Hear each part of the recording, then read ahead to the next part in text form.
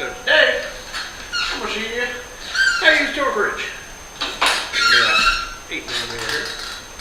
So you set your torque. Get it on there.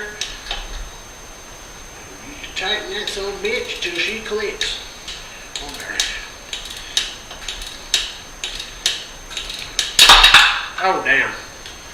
Seems tight. Can't tighten that one no more. Just keep on going. Sometimes it gets a little hard to get to the correct spec.